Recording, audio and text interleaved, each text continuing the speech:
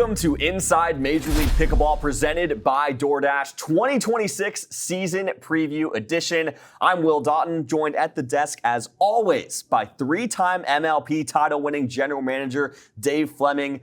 In this episode, we are going to explain the new format for this season, go through all the new rules, break down the season schedule, and give you the lowdown on all 20 MLP teams. Dave, as we record this, multiple squads are having their preseason meetings, and if you think we're excited for what we're about to experience this summer, you can just imagine how amped the players are for another campaign of Major League Pickleball. Yeah, no doubt about it. And, you know, when we switch from the PPA to the MLP season, there are chief financial officers that are ready to go. So this is an organization now, not just you as an individual. So a lot of people care, fan bases care, and they are psyched to get this thing going. Let's jump right into it, looking at the season format for 2026. 9 regular season events running from May through August. It is just full, all MLP all the time this summer. The mid-season tournament, one of the best events of the year, taking place in early July. And then it's the playoffs. 3 rounds in 3 weeks in August in 3 different cities. Now, Dave, one of the biggest points of emphasis for Major League Pickleball this season, you mentioned it, you're not having to balance your MLP schedule with the Carvana PPA Tour. How do you envision things changing that way?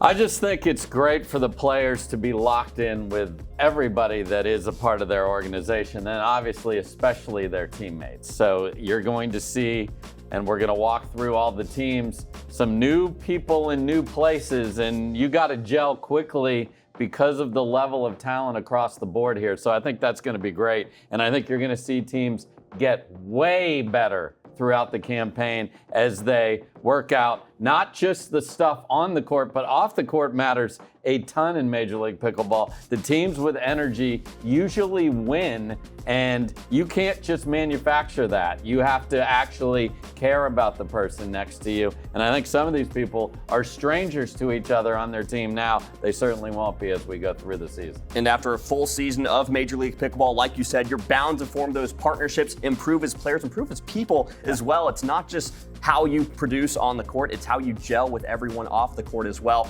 Top 12 teams are going to make the playoffs, and that will give them the opportunity to make the postseason, play the first round in Dallas, Texas, round 2 in Newport Beach, California, and round 3 finishing off the season in the Big Apple, New York City for the 3rd year in a row, Dave.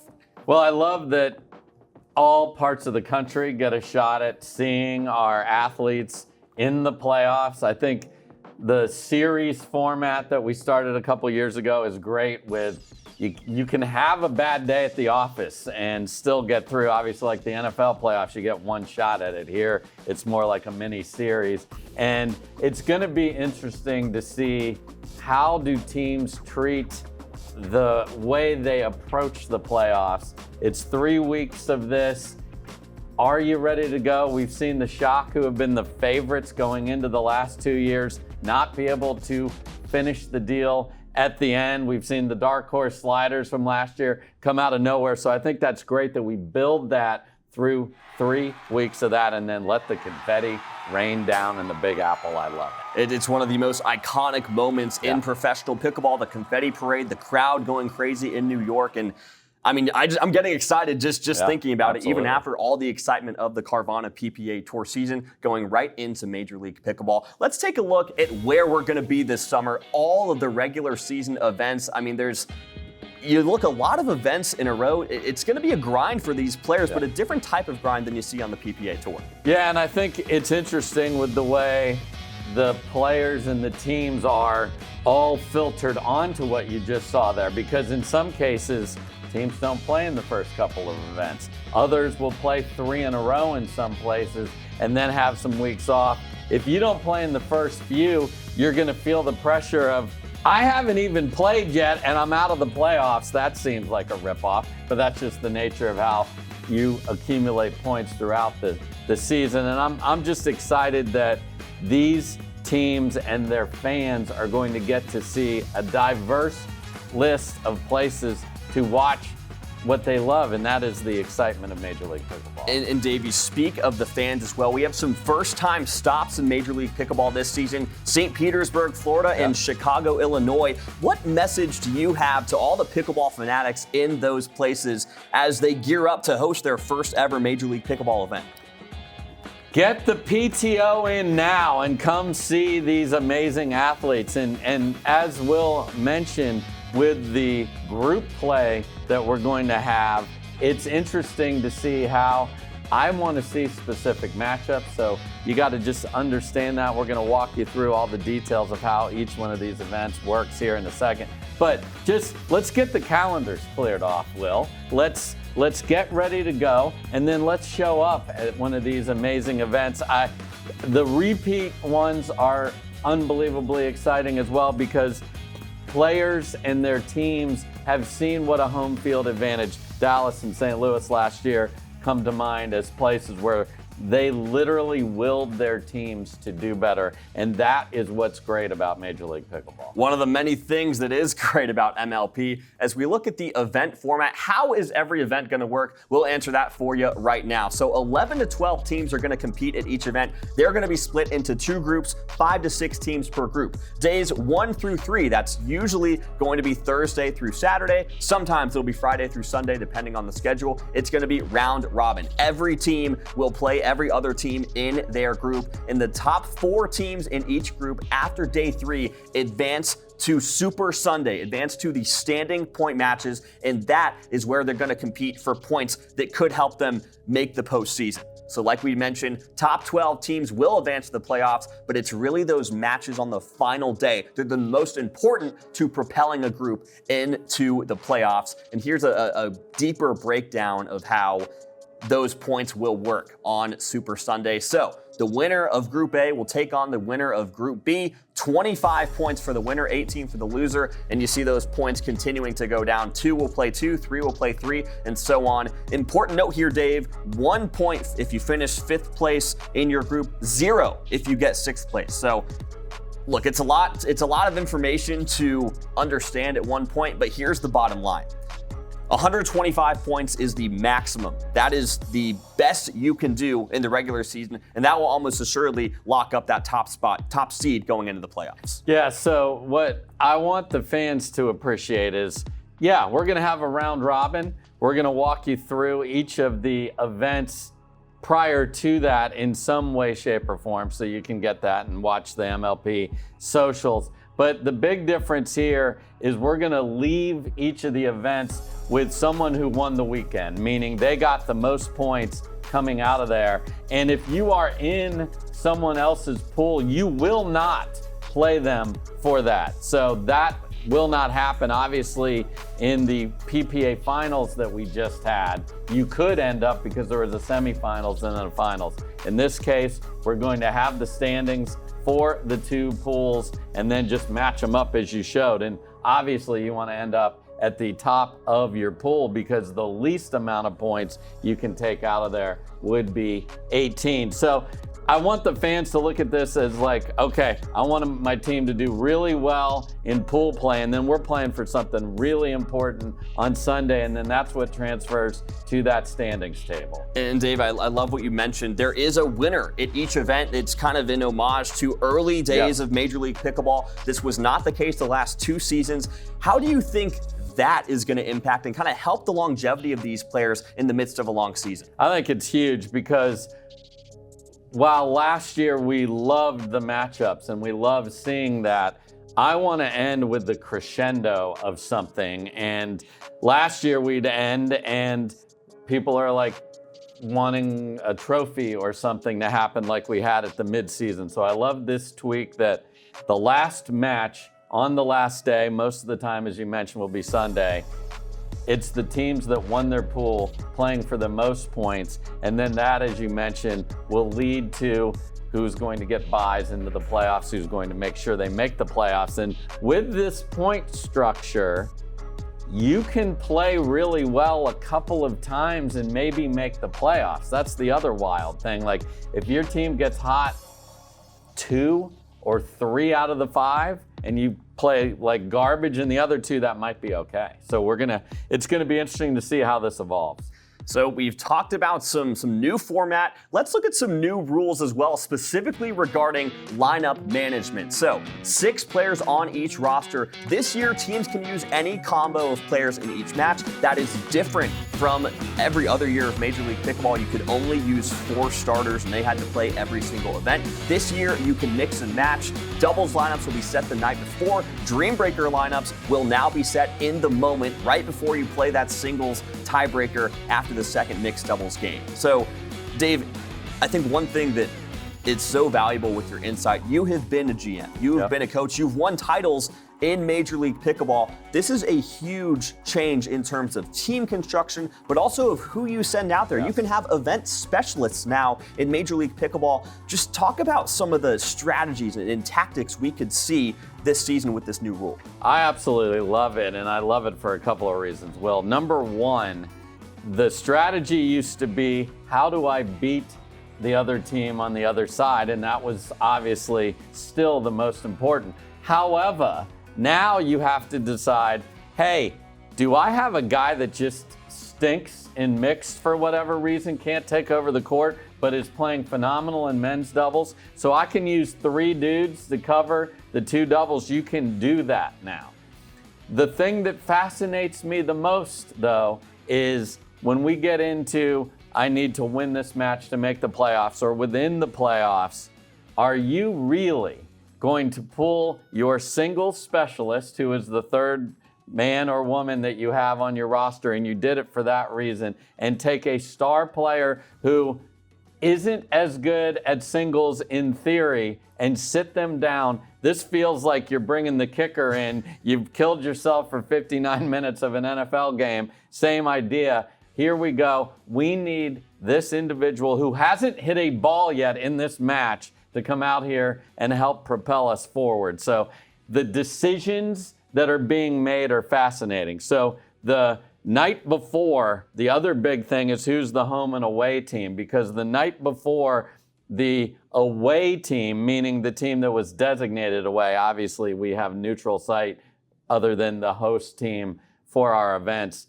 They have to put their lineups in, then an hour or 2 later, those other lineups are placed in there, and then the Dreambreaker is done, as you said. The minute that's over, you've got 1 minute, hopefully you've done your homework, but maybe you're seeing one of your players struggle that you would have put in there. So the nuance of A, understanding who can do well, and then B, who's playing well right now, and then finally, what damage might I do to a player that I really like, that I say, I am putting our single specialists in, that's why we drafted them.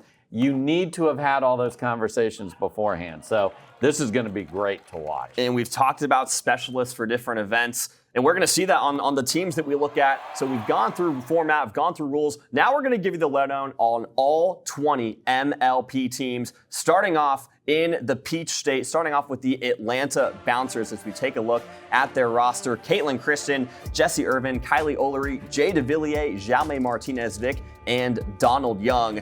Now, Dave, a really big storyline with this team. DeVilliers and Martinez-Vick have had awesome success on the Carvana PPA Tour, especially kind of at the tail end of the 2026 season that just ended. So have Caitlin Christian and Jesse Irvin. They've made some deep runs, took a game off of Annalie Waters and Anna Bright at the Masters back at the beginning of the season. How do you think that experience is going to move into the MLP season? I think that familiarity that we talked about at the beginning of the show about being able to gel, they've already proven they can do that. So they're not just new coming in here despite the changes in the roster. For me, this team all revolves around how healthy is Jaume. He is getting better. He told me directly he was about 90% in our last PPA event. That's great news for the Bouncers because that gets a little better every single time. So the first time we see Atlanta, you're going to be above that. The energy of Jay and Jaume is great. KK and Jesse were actually traded for each other a couple years ago. Now they're teammates. So I think this is a team that's in the middle, in the mix to make the playoffs, has some upside. We'll see how they do. And you've got to think also Kylie O'Leary, Atlanta-based pro player. She could be that in that tier of playing singles Yes. for Atlanta, right? Jessie Urban, not necessarily known for her singles game. We know what Caitlin Christian could do, top 3 player in that discipline. Ullery made the quarterfinals in Sacramento of a 1,000 PPA tour event not long ago. So that could be a scenario where you see, a single specialist having to come up in a big way for Atlanta. Let's take a look at the Bay Area Breakers. Moving out west to California, starting off with Maya Bowie, Ella Ye, Jeannie Arakina, Pablo Tellez, Len Yang, and Luke Pham. A lot of opportunities, kind of new faces. Yeah. You have a mix, right? A lot of experience on the side of Arakina and Tellez, Dave, but some otherwise unknown fat commodities in MLP on the other. Yeah, I think this is an interesting team from how are you putting the pieces together? And they have a variety of options there. They have the youngster LEA from the Dallas area. They have a variety of ways they can deploy the fellas here. Obviously, you have a lefty in Pablo Tellez, who has won at the challenger level here, has made PPA finals, so that's your most experienced and most decorated player. And I think with a team like this that has sort of said, we're going to take a shot at some of these. Len Yang has upside. Luke Pham has upside. Are we going to pick one of those two and play him with Pablo? And the other thing, as we walk through the format, that teams that are getting killed by the better, if a match is 3-0, they will let you change what you put in the night before. So I think a lot of players are going to get in. This team is going to be one of those that wants to get a feel for their team early. So I think there's upside in this team. There's just a lot of unknowns. And I've got my eye on Luke Pham for this team. He was my kind of sleeper late in the draft. He was one of the later picks, so was glad to see he made it on a roster. I think he's had some really nice results on the Carvana PPA side, so I'm sure he'll get some opportunity on this roster. But Bay Area could be a lot to look forward to, especially in years to come, Yes. even though they do have that experience with Tellez and Arakina as well. Moving on to the Brooklyn Pickleball team. This team was busy in the offseason. Their roster, Rachel Rohrbacher, Jackie Kawamoto, Hannah Blatt, Riley Newman, Christian Alshon, and Chris Hayworth. I mean, it's interesting, Dave. You look at the roster and you look at the DC Pickleball team from 2023. Yeah. There's Christian Alshon. There's Riley Newman. There's Jackie Kawamoto. It's almost an exact replica of half that team. Yeah, I think this team is certainly one that no one wants to play because the ladies are fabulous. So they are going to be tough to beat against just about any of the, literally, you got Annalee and Georgia. We'll get to the fives in a minute. But the women are great. Riley has proven that he can take that side step. And Alshon has been playing a lot of right in men, so how they deploy the fellas is going to be interesting because obviously Alshon, the pterodactyl reach, can absolutely play left. He just hasn't played a lot of left on the Carvana PPA Tour lately. Riley is an interchangeable part with that unique grip and his two-handed backhand. But you get to a dream breaker against this team, and my goodness gracious, on the men's side, they're going to be able to throw out the guy who's number one right now, no debate. He stamped that by winning the PPA finals, did Chris Hayworth and Christian Alshon. That's as good as it gets in putting that out there. So this team will be interesting for me as how they play with the roster. Do they try and identify a female singles specialist? That's Rachel certainly has had singles results. Hannah Blatt is in the middle of the pack sometimes with the singles. Jackie is scrappy for 4, but if they go out there and add to that, wow, that's really good right there. And you've got to think about the experience as well. Riley and Jackie have played the last 2 years together for Brooklyn, 1 year for DC before then. Christian Alshon, Rachel Rohrbacher, they've taken games off Annalee Waters and Ben Johns as well. So that's where you're seeing the Carvana PPA Tour experience really come into MLP as well. We talked about that with Atlanta. We'll talk about that with some other teams as well. As we move to the other side of the country, the California Black Bears, looking at their roster, starting off with Sarah Dennehy, Kiora Kunimoto, Emma Nelson, Luca Mack, Anwar Brahm, and Michael Lloyd. Dave, you look at this roster, we saw Kiora Kunimoto take on Sarah Dennehy in the women's singles final of the PPA 500. That was a close match. No shortage of singles prowess and a lot of just opportunity to gain experience. I think this is an underrated team coming into the season. I just can't wait to see how the pieces fit together. There are singles specialists everywhere. There's some players that maybe the fans haven't had the chance to see. Obviously, we got Aussie coming up there in Sarah. So again, this could be the launching point of one of the 6 names that you see on there. And young Emma Nelson from Nebraska is a player that I've enjoyed watching her progression. How much does she get in? How do they put it all together is the key for this team for me. Great leadership opportunity as well for Michael Lloyd. He was on this team last year. He's the only member of this team with previous MLP experience in the U.S. Big opportunity for him to lead this team from the front as well. Now, let's look over to the Carolina Hogs at their roster, starting with Ava Ignatowicz, Angie Walker, Allie Phillips, James Delgado, DJ Young, and Brandon French. You've got a lot of experience, especially in MLP with this squad, Dave. You're gonna have the loud lawyer and Mr. French there, and I think what they're trying to do is figure out how do we formulate a team around some people with some potential, and I think this roster is going to change a lot throughout the year. So I would expect moves galore from the Hogs, perhaps even early in the year. And what you hope with what they have chosen to do as a starting point is to find a couple of things that meet, maybe bring in some new pieces, and see if you can, by the middle of the year, get into something that works really well, and we'll see how it goes. For Pickleball. Oh, that's their thing. Caught me off guard again with that. It's every time I hear that, it's I can't hide the response. I apologize. So you talked about Carolina's making some moves. Another team that has already made some moves in the preseason, the Chicago Slice, as we take a look at their roster, starting off with Jamie Way, Mari Humberg, Jelena Ingram, Hunter Johnson, Zane Navratil, and Tom Protzek. This team, they got Way, Humberg, and Ingram from the draft, and they went. It was nearly back-to-back to get Way and Humberg. Really like that move from them. Both players, stocks rising. Humberg, obviously a lot of MLP experience. And Jamie Way has had some really nice results with Elise Jones on the Carvana PPA Tour. Yeah, my only issue with that is that's 2 left side ladies. So what are they going to do? I can't imagine Mari Humberg playing the right just because of the way she prefers. I mean, she loves a lefty for mixed doubles, so it goes that far.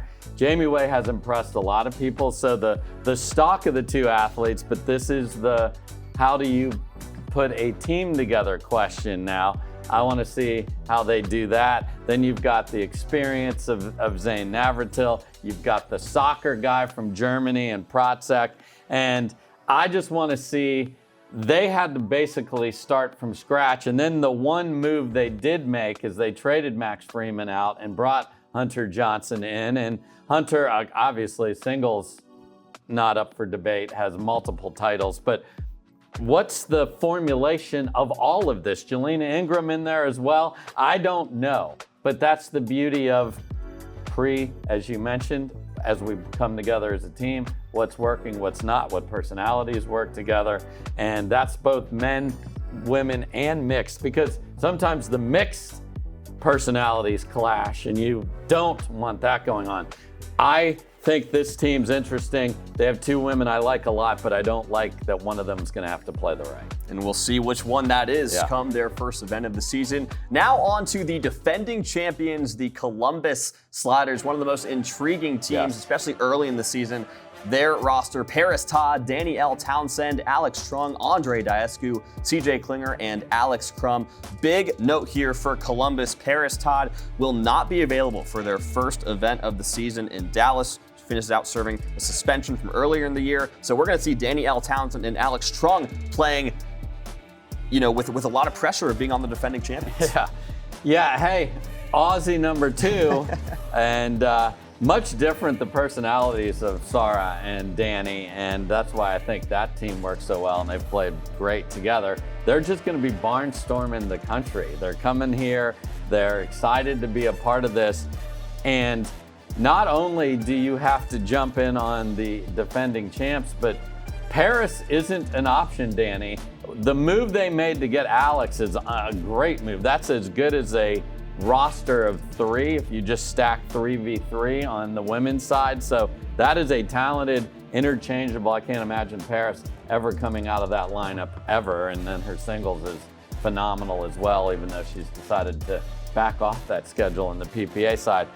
For me, this centers on 2 things. Number one, CJ Klinger's results on the PPA Tour have not been as stellar as they have been in the past, Will. So does his level rise back as he rejoins the OH and so forth? And then I know they have a very good singles player in Alex Crum. Are you literally pulling Andre out of singles? This is what we talked about earlier. Are you gonna pull the captain, the king, out of your lineup when it's just 4 points and put in Alex Crum, who would typically, if we're talking best 2 out of 3, you'd say Alex would be favored there, but these are the decisions. I can't wait to see what happens. And you've also got to think with how clutch Daescu was in singles last year on that memorable run to the championship. There were women dream breakers everywhere. Yeah, and it wasn't, every single, they just all caught fire, and so it was amazing for Columbus. And you mentioned CJ Klinger, Danielle Townsend. They will most likely play mixed together. Yeah. I love the style of play from Danielle Townsend. Oh my gosh, the flick, the ping pong influence. It is awesome. It's a marvel to watch on the pickleball court. She is going to be somebody that the fans are going to fall in love with because of her personality. So watch out. The number 3 overall pick as well. So don't let that that speaks for itself as well.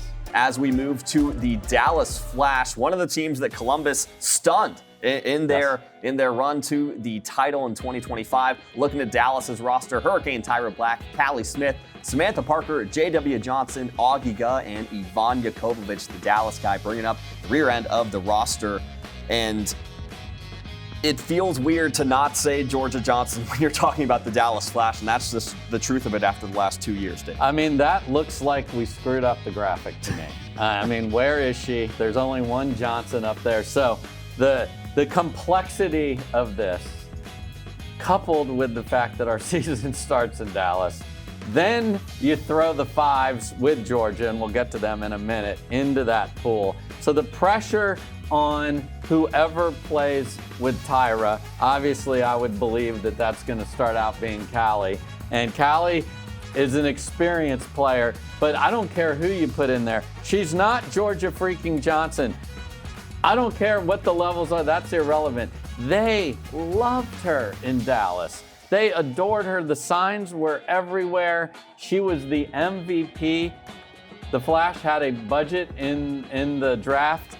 The 5s went well above where the Flash were willing to go. So this is the downstream effect of that. So I don't know how, as a Dallas Flash fan, they're going to be able to reconcile this. I mean, for me, it's like Ben Roethlisberger showing up in Pittsburgh in a Ravens jersey. I would have cried. So there are going to be tears. I think they're competitive, but they are not a top 2 or 3 team for me unless they change the roster a little bit. And on the men's side as well, J.W. Johnson and Augie Guh, so much experience playing together. They actually won a title together on the Carvana PPA Tour Daytona back in 2025. But now it's a little bit more pressure on that men's doubles match. You've got to think, just because it's going to be hard to match the dominance that we have seen from Tyra Black and Georgia Johnson, that we still see on the Carvana PPA Tour. It's a whole type of mental pressure when you're not nearly always starting off 1-0. And the final part of this is she was the engine, she was the energy. This is a pretty chill group now. I mean, J-Dub and Augie aren't loud. Tyra is not loud. Callie can get loud. So you're the newcomer and you're going to be the one that's required. So this is a fascinating case study. We'll see how it works out. So moving on to the Sunshine State, looking at the Florida Smash. Their roster: Martina Frantova, Paula Rivas, Zoe Weil, Kaysen Campbell, Travis Rettenmeyer, the veteran, and Chris Crouch, bringing up that roster. Again, this is one of those teams, Dave, you look at opportunity across the board.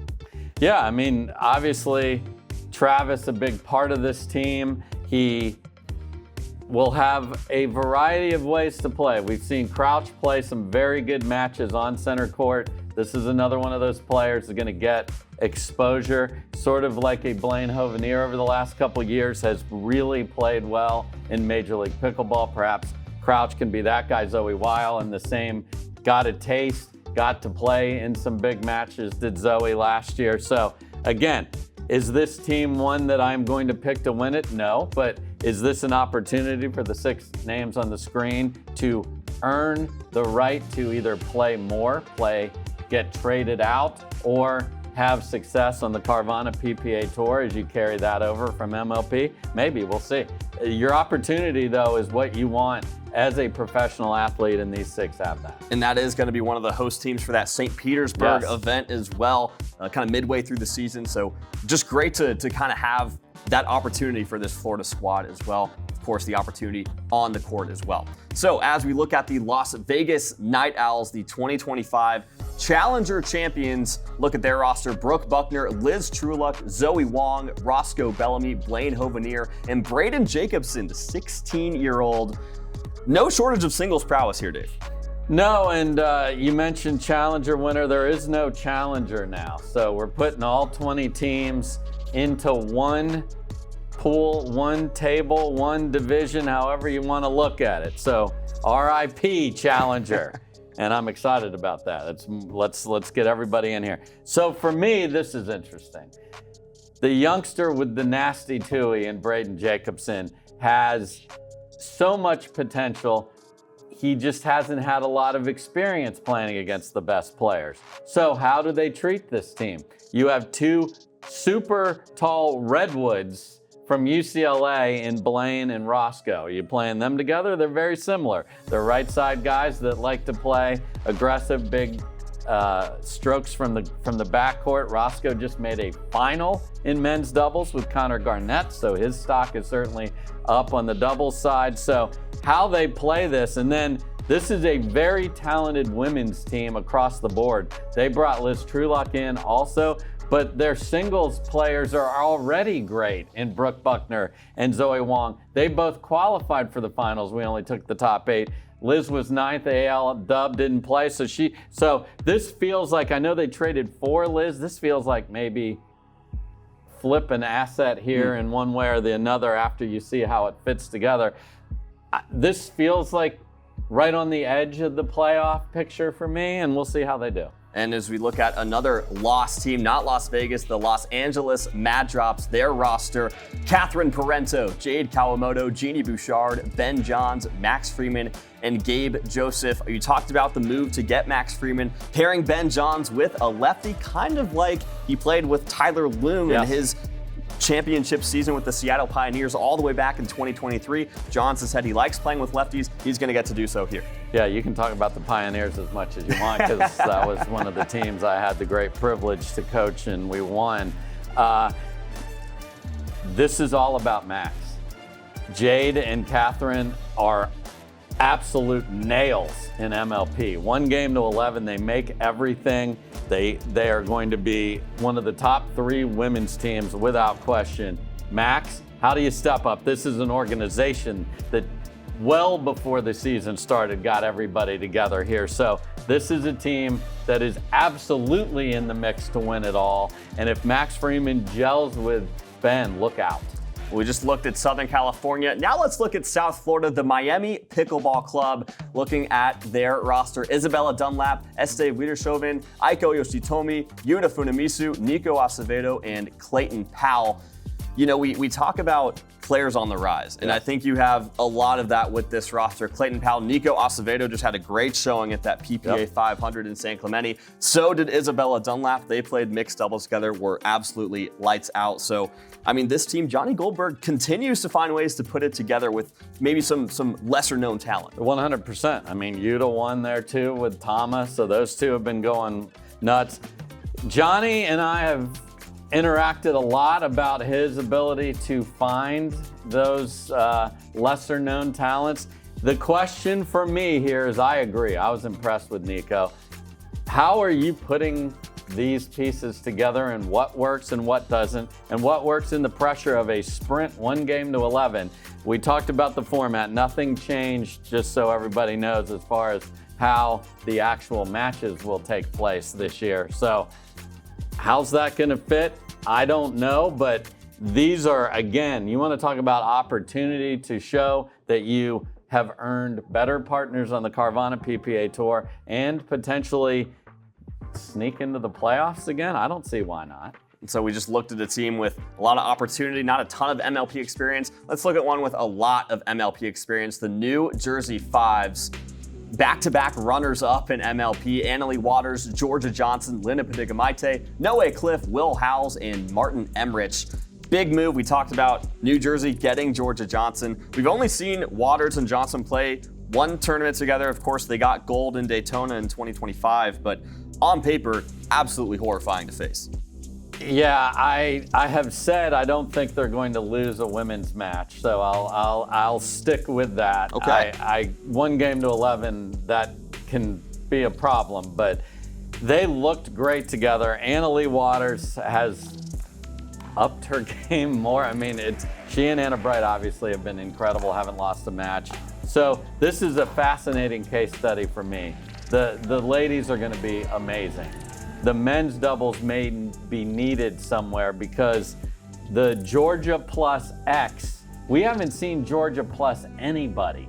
It's been Georgia and J-Dub forever. Now we're going to see what does that look like together. They have a couple of veterans in there I think that's a perfect just kumbaya. Lena and Marty are great. I'm glad Marty's on a team. He deserves to be there. So, yeah, are you going to win it? Are you going to win it? It hasn't gone well in New York, as you mentioned. You got Georgia. That is the move you make to win it. It's now down to what happens on the 20x44.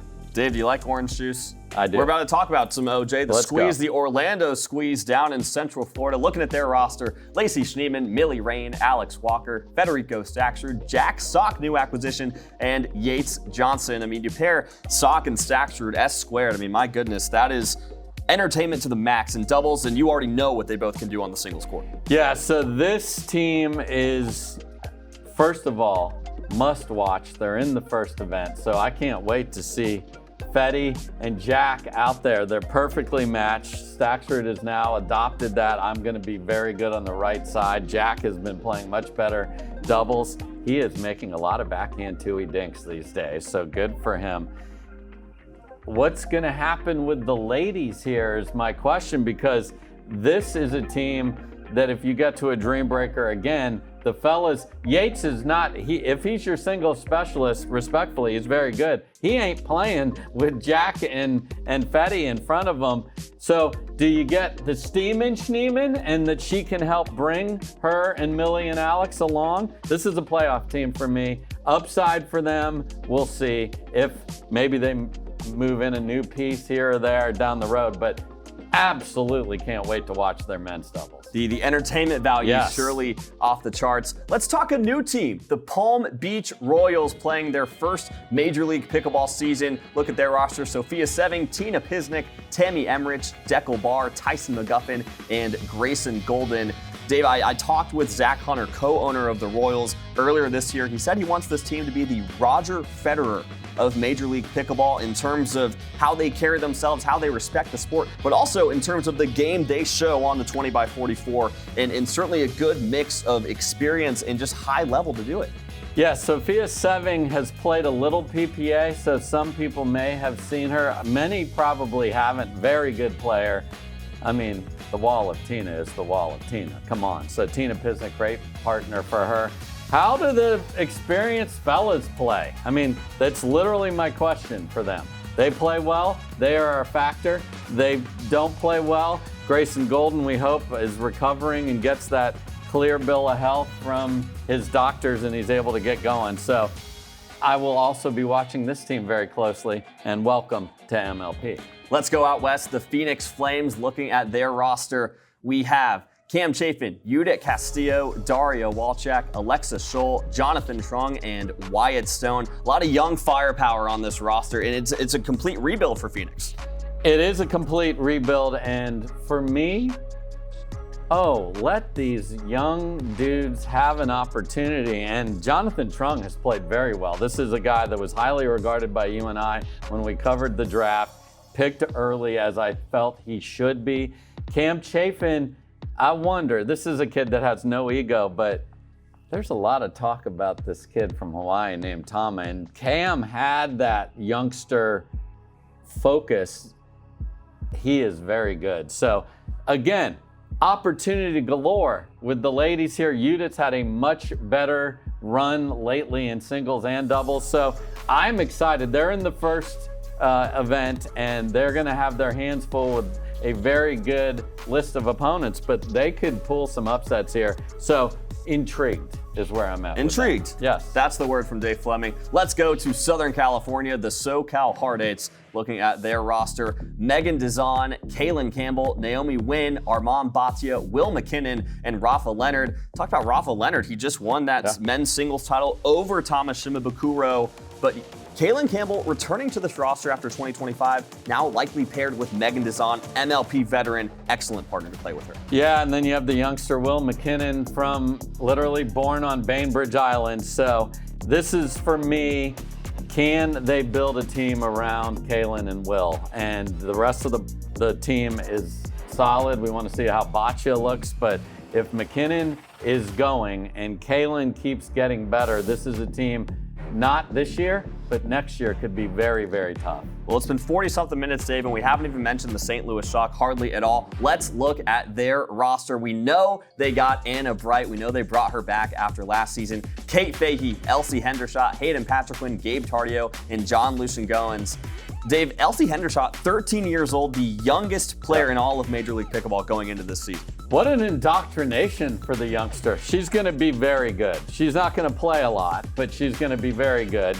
They're going to get up 3-0 a bunch, though, and so Elsie is going to get to play. And what an experience. Pick one of the other ladies here.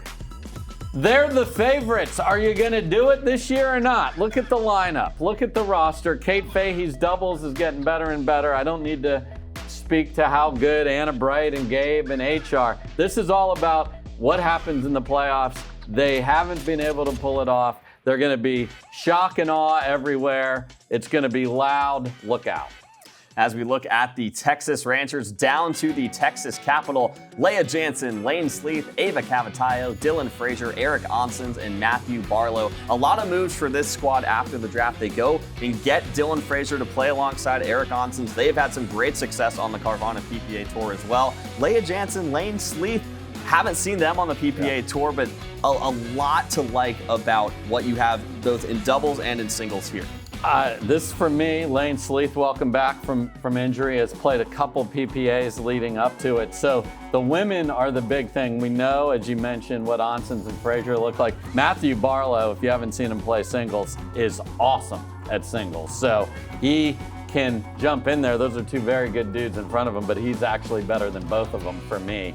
And I want to see Leah Jansen moved out of the winning team from last year as a slider now on the Texas Ranchers. So playoff team, but I want to see how does the female side of this work, and it's going to be fun to watch.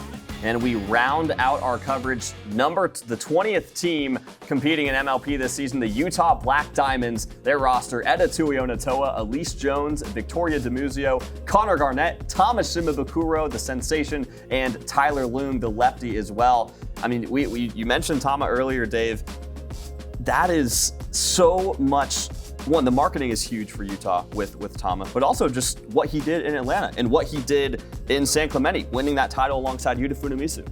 So Utah has now suddenly become must-watch team. They will be in the original event of the year as well. Connor Garnett has found something too. He's changed his off-court things that he's doing, stretching more, working on the forehand, and talented ladies. Like, this is very interesting to me. So they're going to be my team to sort of keep an eye on. How do Tama and Connor, who both like to play the left, fit? That is my question, but everyone's going to want to watch Tomatown, and now Tomatown happens to be in Utah. And he's bringing Tomatown to all the events that Utah is playing as well. So Dave, we just went through 20 teams. That was a lot. Oh my goodness.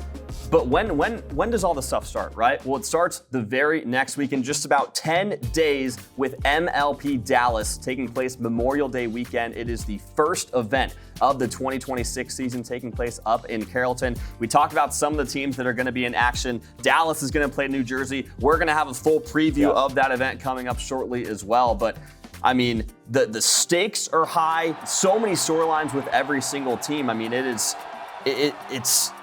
hard to put into words how amazing the next 2 months of professional pickleball are going to be. Let's get it on, baby. Let's do it. That's going to do it for this edition of Inside Major League Pickleball. Thanks as always for joining us here on the MLP YouTube. For Dave Fleming, I'm Will Doughton. Thrilled to have you with us for another Major League Pickleball season, and we'll see you at the first event in Dallas. Peace.